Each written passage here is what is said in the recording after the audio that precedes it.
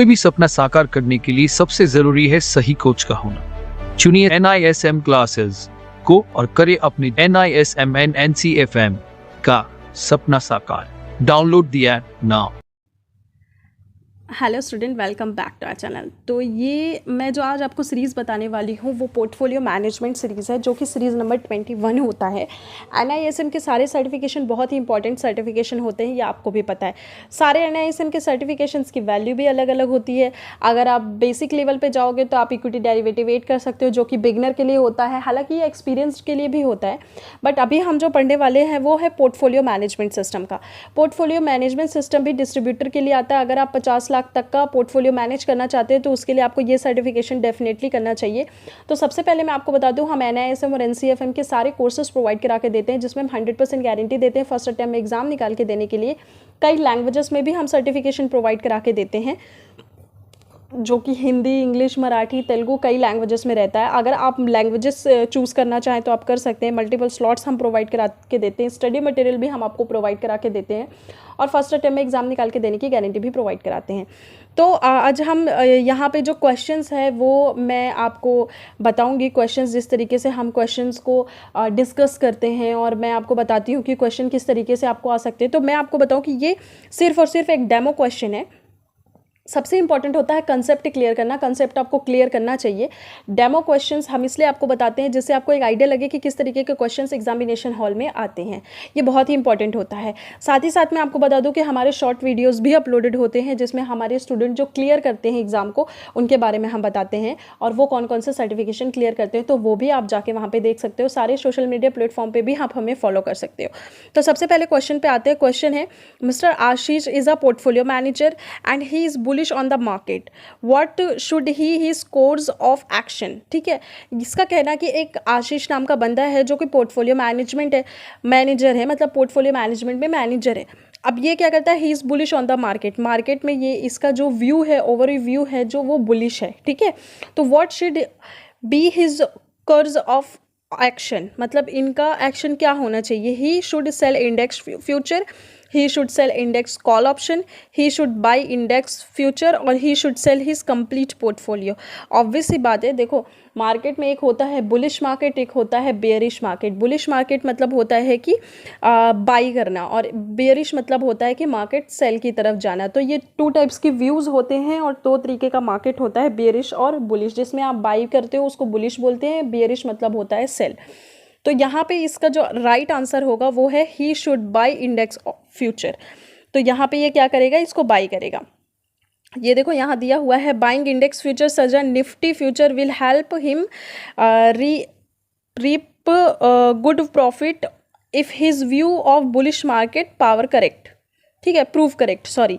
इसका मतलब है कि अगर बंदा निफ्टी फ्यूचर को बाई करता है और इसका प्रिडिक्शन सही जाता है तो ऑब्वियस सी बात है कि उसको प्रॉफिट ही निकल के आएगा उसमें।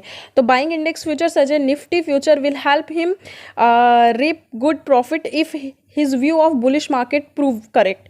अगर इसका व्यू बुलिश है, अगर ये सोचता है कि मार्केट बाई तरफ जाएगा, ऑब्वियस सी बात है, सोचने से कुछ नहीं होता है। इसका प्रिडिक्शन है, इसका टेक्निकल और फंडामेंटल बहुत स्ट्रांग है और ये बाई करता है उस चीज़ को, और जैसा ही वो बाई करता है उस तरीके से उसके प्रिडिक्शन के अकॉर्डिंगली ही मार्केट मूव करती है, तो ऑब्वियस सी बात है इसको प्रॉफिट होगा। तो ये इसका राइट आंसर है। तो इस तरीके से आपको क्या करना है कि कभी भी आप अगर कोई भी क्वेश्चंस एग्जामिनेशन हॉल में जाते हो और अटेम्प्ट करते हो, क्योंकि मैं बहुत सारे क्वेश्चंस ऐसे भी बताती हूँ जो आपके एग्जामिनेशन हॉल में भी वहाँ पे आपको टच करेंगे कहीं ना कहीं। तो आपको सारे क्वेश्चंस तो लगाने हैं। हम जो आपको कोर्सेज प्रोवाइड करा के देते हैं उसमें हम सारी A to Z चीज़ें बेसिक से बहुत ही छोटे लेवल से ज़ीरो से हम सिखा के बताते हैं आपको, और अगर आप हमारे अकॉर्डिंगली पढ़ते हो तो आप कभी भी एग्ज़ाम में फेल नहीं हो सकते हो। तो चलिए हम दूसरे क्वेश्चन पे आते हैं।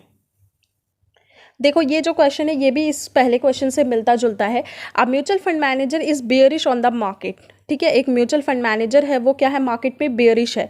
विशेष to reduce his exposure to equities from 50% to 40% without selling any of his equity holding.